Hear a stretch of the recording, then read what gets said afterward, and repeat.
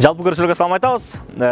Азыркы учурда күн ысып, элдин бардыгы тоого чыгып ошол жакта бир эс алууну самап жүргөн болсо, бүгүнкү каарманыбыз дагы шаардын бир ызылчусунан тажап сыртка келген учуру. Бул ким? Бул Кыргыз Республикасынын эскилен артисти Бактияр Токторов агабыз. Бүгүн биз Бактияр Токторов агабыздын дачасында коноктобуз.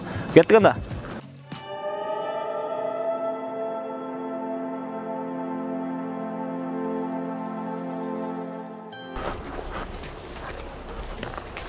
Ким бар? Ассаламу алейкум. Алейкум ассалам. Кандайсыз ага? Кандай жакшы. Инсаңыз жакшы? Аман эсенсизби? Жакшы, жакшы. Кандай отурасыз? Келдиңер жакшы. Чарчабай. Жакшы. Уйкуңуз кандайбы? Нормально. Силер келген силер мен тагып алыптым, да? Сизбе? Негизи алдын ала даярдалганда мунун барычы, мынтип учурашабыз, мынтип сүйлөшөбүз. Эми азыркы учурда сиздин сонун бир эс алуу күнүңүздө биз бузуп койгонубузга бир аз кечирим сурайбыз. Жок, бүгүн эми баягы рахмат. Бүгүн 1-май байрамыңар менен куттайм. Себеби бүгүн баягы Союздун кишилери болгондон кийин баягы Мертурут май дегенде бүгүн эмгекчилердин эл аралык байрамы. Ошол байрамга кош келипсиз. Эмгектен отасызбы анан үйдө? Дача деген эмгекте, шаардыктардын эмгеги ошол жерде болот. Баягы жазгы талаа жумуштар деген ошол жерде болот. Өзүңүз аябай шаардык сөз көрөсүз. Электен келип алып шаардык болуп кетти. Буга чейинки маектешкендерибиз өзүңүз айткандай эле сен экөөбүз бир канча жолу маектештик деп айттыңыз го. Эмнени сүйлөшөбүз депчи. Бүгүнкү сүйлөшүү сөздөр дагы да болсо астыда баягы көрүүчүлөргө ирети менен көрсөтүп берүүгө даярбыз. Бактияр Токторов каякта жашайт болду экен, эмне кылып жашайт болду экен деген баягы көпчүлүгүнө кызык болуш керек да. Тааныштырасызбы? Таныштырайын мейли. Сизлер.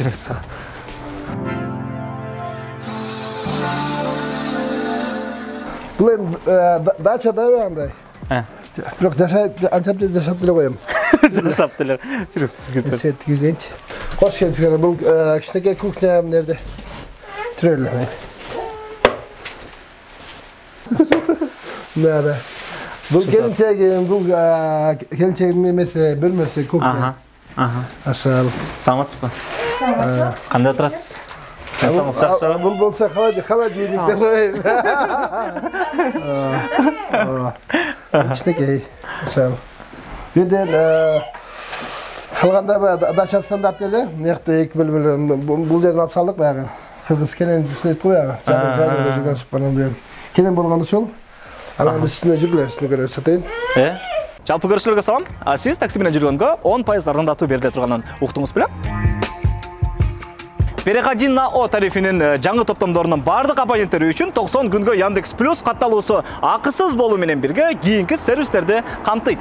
Яндекс Музыка, Кинопоиск, Букмейт жана ошондой эле Яндекс Го аркылуу чакырылган бизнес жана комфорт тарифиндеги жүрүүлөргө арзандатуулар. Бүгүн мен сиздерге Яндекс Го тууралуу кененирээк айтып берем. Кеттик анда. Мына ушундай супер комфорттуу таксиде эконом тарифинин баасы менен дагы жүрсө болот. Яндекс Плюсту кошуп алуу үчүн сиз смартфонуңуздан болгону жылдызча 090 торча буйртмасын териңиз же болбосо Мой О тиркемесинен дагы кошуп алсаңыз болот. Андан кийин Яндекс Плюсту кошуп алган Яндекс Го мобилдик тиркемесиндеги аккаунтуңузга кирсеңиз арзандатууларды колдоно аласыз. Чоң рахмат сизге. Мына достор келип калдым. Келиңиздер эми музыка угалы, фильмдер жана сериалдарды көрөлү, китеп окуйлу жана ошондой эле таксиден жүрүүдөн үнөмдөйлү. Анткени О абдан пайдалуу. Көрүшкөнчө.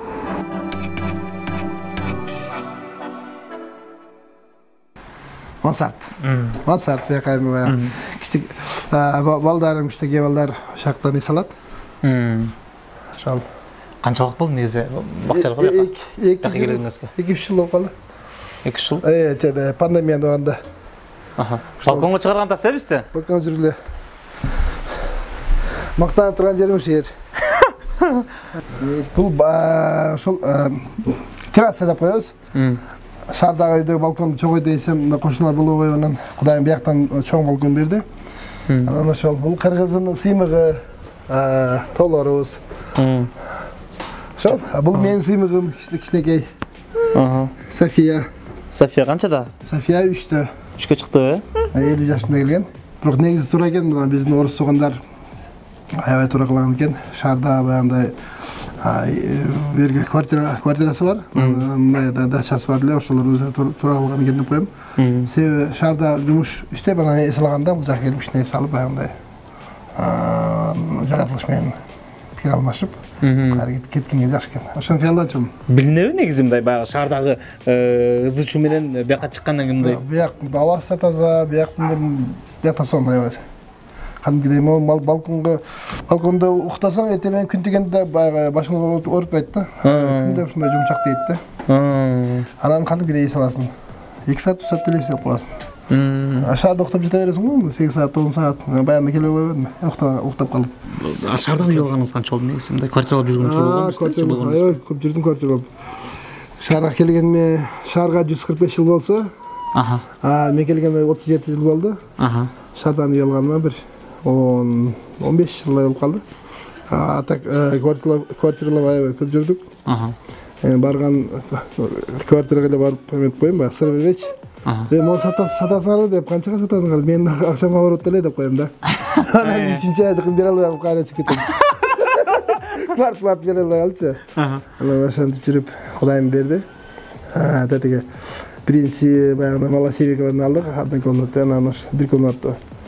Анан 2 комната, анан Сокултан жерге алып, анан ошо кырындап жакшы Кудай буйрса.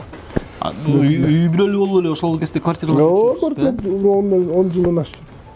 Бишкекте турбаган жерим жок. Ары көчүп, бери көчүп. Бир диваныбыз бар эле. Ошону ташып эле кыйналчу элек. Алда складный эмес да. Дивандар жаңы чыккан эле. Ошол биздин байлыгыбыз, ошо материальный байлыгыбыз диваныбыз болчу. Эмнеге ушундай болот депчи. Биринчи эмне кылганда баягы кыздар менен сүйлөшө албайт элем. Анан эмнеге ушинтип жаштыгым өтүп кетеби, ушинтип кыздар менен сүйлөшпөй жүрүп эле депчи. Тартынча кылам да. Анан кийин дагы сенатында ой болду, мен үй жок өтүп кетет ошойму депчи. Анан Кудай буйрса, баягы кыйналган күндөрү жаман түш көргөндөр эле өтүп кетти. Кудай буйрса, чакан үйүбүз бар шаарда. Ошол жерде чакан дача алып алдык. Жакшы, үсөт этип калдым да.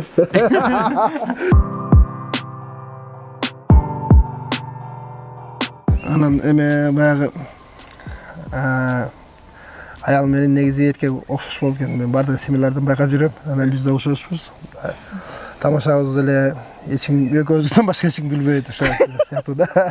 Сөздүн башын бияк баштайт, мен акырын түгөтөм да. Акылдуулугубуз эле бирдей эле ушундай да. Тоже эч ким түшүнбөй калат. Экөөбүз негизгиси самый главный деген үйрөнүп алдым. Кыргызчасы негизгиси экөөбүз бири-бирибизди түшүнөбүз. Кудай буйрса, башка чыкканыбызга 25 жыл болуптур. 23, биякта 2 жыл. Ошол улуу кызыбыз 24-кө чыкты, анан 23-кө 5 балабыз. 4 кыздын, анан бир уулдун ата-энесибиз. Кудайга шүгүр жакшы. Элдикинде эле проблема бизде бар. Элдикинде жетишкендик деле бизде бар. Негизи элге окшошпуз. Алгачкы таанышуу жеңе. Алгачкы Бакчар Токторовду көргөн күн каяктан эмне болуп? Эмне болуп көп жүрөсүң? Келген ак машиненин аттанып, принц на белом коне болуп жасанып, сонун болуп. Козу Баглан дарыясынын боюна чакырган свиданияга. Ошол жерден анан сүйлөшүп калдык. Ырдап жүрчүбүз. Таанышкан эмеспиз го, бистро десе бул кичинекейинде систо деп кыздардын тобун эметип, солистка болуп жүрчү экен. Ооба, кагаздарга систо деп пригласительный берип, концерттерди коюп жүрчүк тамдарда. Анан көрсө бисто экен да. Ошондо периштелер өмүр калган болуш керек, Мүнөзү кандай? Бир аз мүнөздөн көрүңүзчү Бакчар. Мүнөзү бала кыял. Анча делебес. Анан жакшы ата, аябай камкор ата. Анан ата-энесиге жакшы бала. Ошол эң адамдын эң жакшы качестволору ушулар деп ойлойм. Ата-энесиге жакшы бала, ошо элине күйүмдүү инсан деп ойлойм да мындай. Негизи үйдө деле ушундай. Акча маселесинен кандай деп кой? Акча маселеси кандай? Акча маселеси средний мындай, көп ашырып деле бербейт анан. Мындай акылдуу кылып эметет да. Ооба, бизге ушун тарбиялык эмеси деп окшойт. Көп деле берсе болот, өзү бирок кичине үнөмдөп берет. Анан мага да жагат, балдарыма да жагат. Ошо самое главное. А сөзүңүз кайсыл жактансыз? Биз экөөбүз бир Лейлектен болобуз. Бир ай. Бир айдан мен. Айылыбыз башка, бирок район, Лейлек району. Шабабдын кызы ошо. Бир досумдун эң улуу акесинин кызы, чоң кызы. Эми өзүмдүн минус жактарымды жеңимден көрүп калам. Баягы анан өзүмдүн оңдойм дегенде жеңиң мени көрүп жеңи өзүн оңдойт. Ошол адам-адамга күзгө экен. Тиягыңды биягыңды оңдоп алды дебейт, мүнөзүнөн байкайсың да. Ушул жериңде акпайт дейсиң да, анан карасаң ушул жери өзүңдө да бар да. Андыктан мен акылдуу деле сүйлөгүм келген жок, бирок айтайын да. Иса алейхисаламдан сураган экен, ошол сиз ушундай бир ийгиликке, ушундай бир эмеге, даражага кантип жеттиңиз дейткенде, атасыз төрөлүп, апаңыз да кичинекейде өтүп кетип, өзүңүз жетим чоңоюп, ушул даражага кантип жеттиңиз дегенде, ошо пайгамбарыбыз айткан экен, мен ушул адамдар менен сүйлөшкөндө жаман жактарын өзүмдөн чыгарамын, жакшы жактарын өзүмө алам депчи. Андыктан ошондой деп койдум. Алышы бериши. Ошондой десем кандай болот? Өтө акылдуу. Кызганам, ичимден кызганам. Себеби башында эле билгем да атактуу, даңктуу кишиге тийип атканымды. Ошондо эле өзүм тарбиялап койгом. Ашыкча кызганмай жок деп. Ичимден кызганам, а так билдирбейм да. Экөөбүздүн тең көйгөйбүз ошол болгон, бирок Алла таалам жакшы көргөн бендесине кыз берет деп уккам. Анан көп эле кыздуу болуп атканбыз. Ошонан экөөбүз тилек кылып, тахажжуд намазын окусак Алла таалам уул берди. Экөөбүз чогуу туруп окуганбыз, бул алдымда туруп, мен артында туруп. Акырында ушинтип Алладан сурап алганбыз уулубузду. Азыркы учурда окшош экен. Бирок бир аз орусташып баратканбы деп койдум да. Кичине папасы эркелетет. Менен телефондон тарбия алып, азыр кичинекей балдар ушинтип калабы. Үй маселеси боюнча айтып кетти Бактыяр агабыз баягы 10 жылдан ашык квартиралап жүргөн. Аябай кыйналганбыз. Ошондогу тажаган бир, ошондогу бир мындай мен айтып бериңизчи, мындай абалды. Аябай кыйын мезгилдер болгон. Көп көччүбүз. Анан жумуштарды көчүрүп коюп, буюмдарды алып келип тышап туруп кетип калчу. Калганда өзүм эметип, иреттеп, жууп тазалап. Гастролго кетет эле. Анан өзүм жалгыз калчу, муну ыйлап. Камоктон аябай. Камоктон карыз алып жечү. Камоктон макарон, ун, май сайдын баарын алып эметсем, камоктон баягы сатуучусу жеңем эмне камап коюп кетесиз деп. Келсе эле берем го дейт, жок кой, уялат деп баарын алып берип койдум. Ошентип жашагыз. 15 күнгө, 20 күнгө кетишимде. Ана кичинекей кыздар менен калчу. Кейбейт элек да, мындай жок бизде деп аябай кейбейт элек. Кедейбиз, бизде жок деп айтпайт элек. Ошого да сүйүнүп жүрчүбүз да. Жана айттым буларга 2000 сомго баягы жаңы жылда эме алдык эле го, диван. Ал мындай эле болбойт эле го. Жалгыз бир ошондой бизде бар эле. Биздин туугандар да андай жок эле. Негизги проблема ошо курсак эле болчу. Курсак маселеси болчу. Анан үй деген нарбеден кийим нарбе эме жок эле. Мен барган сайын билбейм эми. Адам баягы жеткен сайын дагы дей берет экен. Бүгүнкү күндө мен ойлойм, келинчегим өзүбүздү токтоттук. Баягындай жокчулуктан адам бузулбайт экен негизи. Барчылыктан бузулуп кетет экен. Не хочу деп элечи. Кымбат маштелде мингин келет, кымбат үйдө жашагың келет, бирок бир адамды ал дейм, ага бүгүнкү күндө мен дагы келинчегимде көзү даяр эмеспиз. Ага даяр болсоң да жана такебей деген кинода сен ертип кызгана берет, не только мени кызганат, да буюмдарын эле кызгана бересиң да. Туура, адам баласында бар ошо. Кербилен наскисин карай бересиң, же бул баягы кызганып конокко чакырбай эмне келет деп. Ана бүгүн да силер келем дегенде келдиңер, үйдө деле көп деле жыйган жокпуз, эми болгону ошол. Биз Сокулукта бир окуя болгон, аябай жакшы. Бир неделя ачка отурганбыз. Эми ачка эмес, нам бар. Акча жок да. Сезон эмес экен, анан бирөө тойго чакырып калып 1000 сом задаток таштап кетип.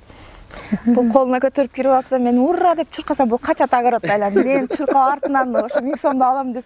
Анан акыры тутуп алып көтөрүп жүрүптүм да. Сүйүнгөн ошондо белим ооруп алган аябай. Келдим, кеч келдим да, ар кандай учур болуп катты. Кандай бул баягы көнүмүш кат болуп калдыбы силерде? Мурда сурайт элем, каяктан жүрдүң деп. Анан башында эле сразу айткан, мага каякта жүрдүң деп суроо берилбеш керек деп. Ошонун ошондон бери бериле. Мүнөзүңүз катуу я. Катуу. Ошол биринчи жолу баш кошконубузда ошол сөздү айткам. Эки жолу суроо болгон болуш керек. Анан каякта жүрдүң деген суроо болбош керек деген. Мен уже сурабай калгам, ошол сурооду бербейм да. Өзүм чалам, а? Өзү чалып айтып коет. Мамасы мен мектабын деп. Позитивный эме дайыма жакшы күчтөндүрүп, жакшы сөздөрдү айтып, жөнөткөнгө аракет кылам, элге кызмат кылат да. Мен шалдырап келип калганда эме кылат, кирнелейт деп коет.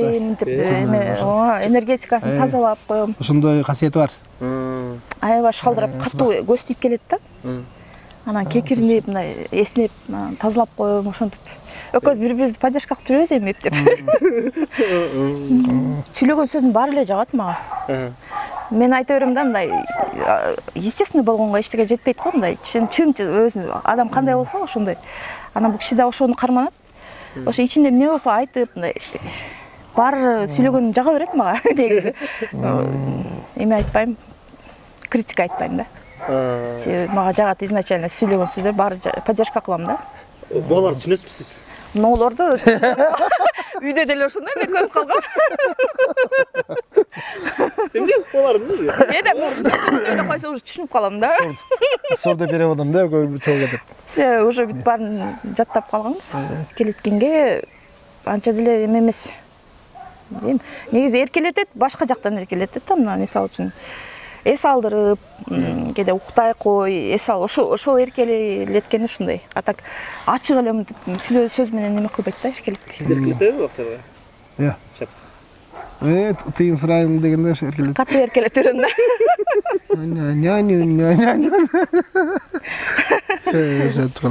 Сиз да ырдайсызбы? Жок, мен ырдабайм. Жок, мурда ырдачу экен, анан.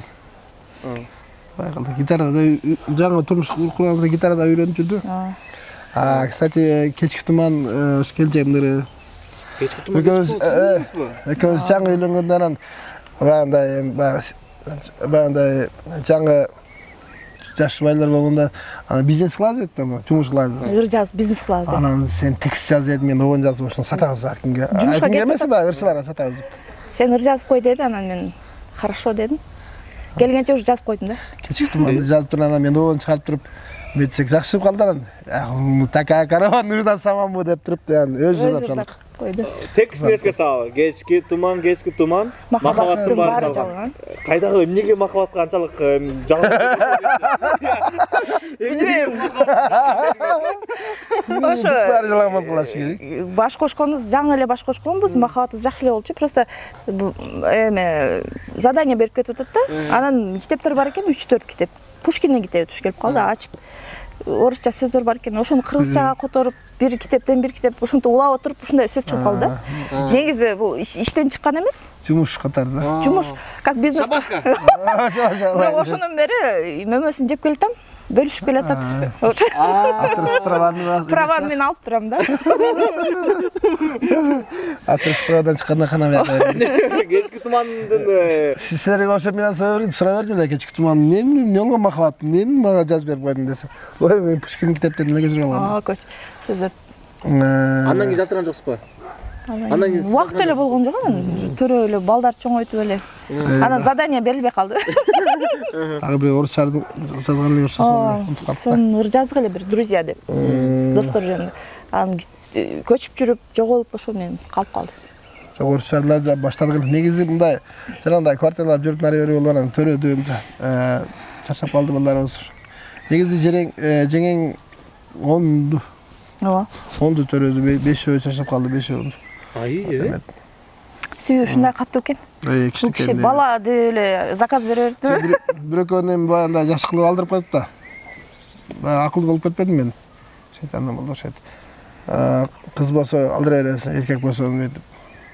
Ошондон жанагы бирөөнү алдырып анан экөөнү Кудайым өзүм этип баягы буйбудан кийин. Андан кийин дагы бирди дагы Кудайым мирсаттан алып кетти. Сөз 4-5 кызыбызды. Жөн негизи баары Кудайдан да, негизи Алладан. Анан ошону мен уже жанагындай 2 кыз жоготкондон кийин анан ошону эме кылдым, колум көтөрдүм. Кудайым өзүн кечирем. Ушунчасына шүгүр деп. Erkek balalı болгондо эле эметкен жокмун. Аябай жубам деп жүргөм мудачы. 1 жашка аракатталып алып мен мында баягы ичип жүргөн убакыт. 1 айлап мен майрамдайм депчи. Анан төрөлдү эле мынчыкпай болуп азырга чейин эле мындай көзүм тийип калбасын деп. Мында катуу сүйүнгөндөн ошо коруп калдым да. Ошого бүгүнкү күндө деле мындай тыйынга деле башкага деле маани бербейм. Катуу сүйүнгөндөн корком, катуу корккондон корком. Средний температура менен жүрөм. Бүтүн кыргыз элине, бүтүн көрөрмандарга ушул моменттен пайдаланып айтып кетем. Ушул менин келинчегимди Наргизени аябай жакшы көрөм. Катуу сыйлайм. Кудайыма шүгүр. Ушул кызды мага Алла тушкылган.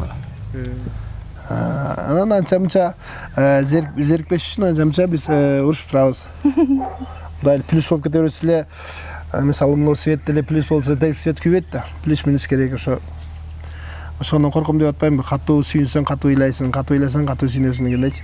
Ошого средний температура болсо, бул свет жанса эле болду бизге. Ошо мен дагы ошо кыргыз элиме тынчтык каалап кетем.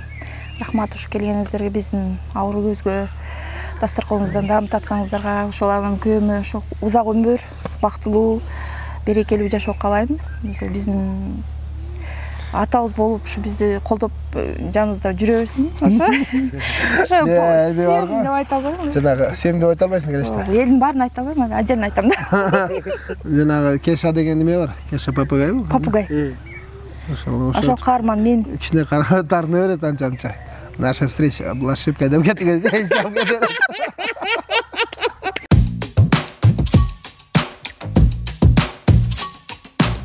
Көп нерсени айтып бердиңиз да?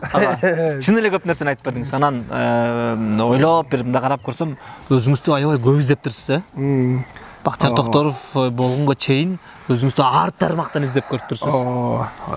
Өзүмдү издедим негизи баягындай өзүңө удобный жакшынакай размерин түшүп келген жерде болсо жакшы экен. Негизи сен сурооңдон улам баягындай художник болом дегенмен, корпоратив болом деп, анан военный болуп, маршал Токтор болом дегенмен, ошолордун баары бир каякта жүргөн болсоң, ошол жерден жакшы эмелерди алдым да, сабактарды алдым.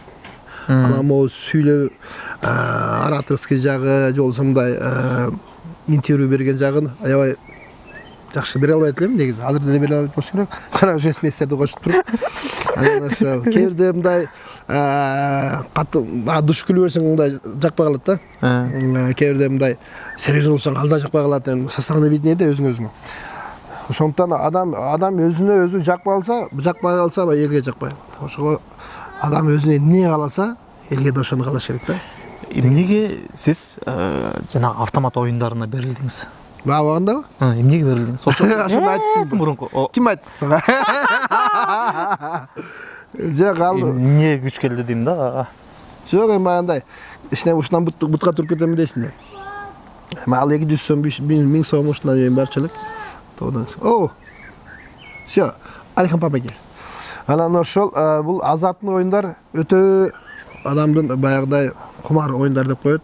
Өтө жаман оюндар. Булар эми баягы адамды бардыгы эле эркектеби кыздында барды адамдын негизинен эместе бар окшойт.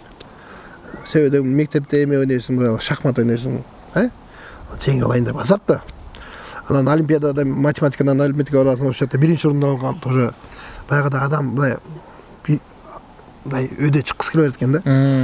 Анан мисалы кумар оюндары болсо, мисалы бильярд ойногондо, футбол ойногондо ортого тыйын коюп ойнойсуң.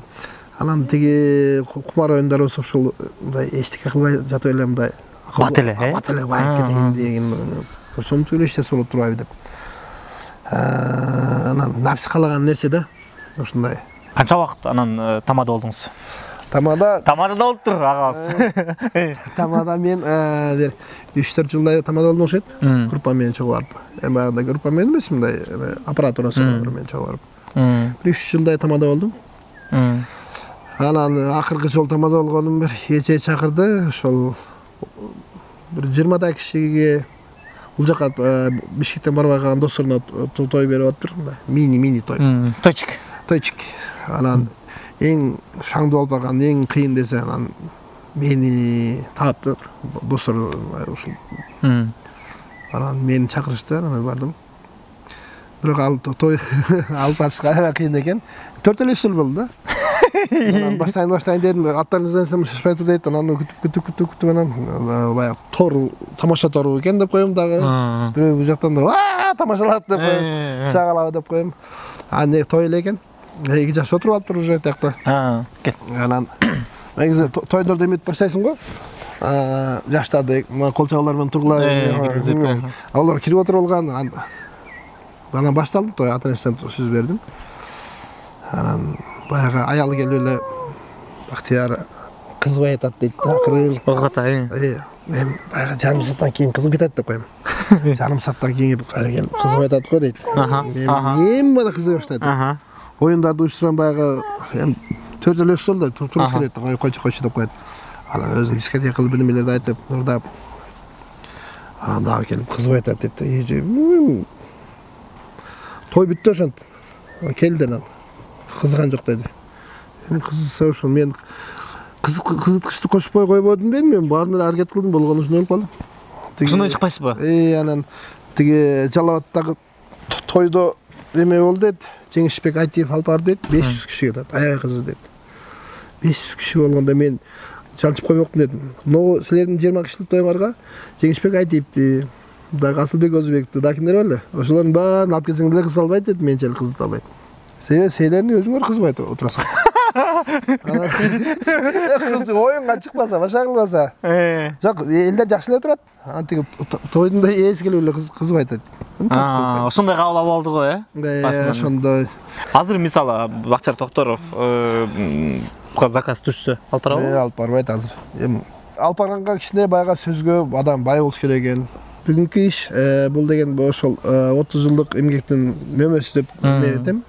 Эсептейм. Себеби дегенде бул элдин баягындай колдоосуна, сыйына татыган жумуш да.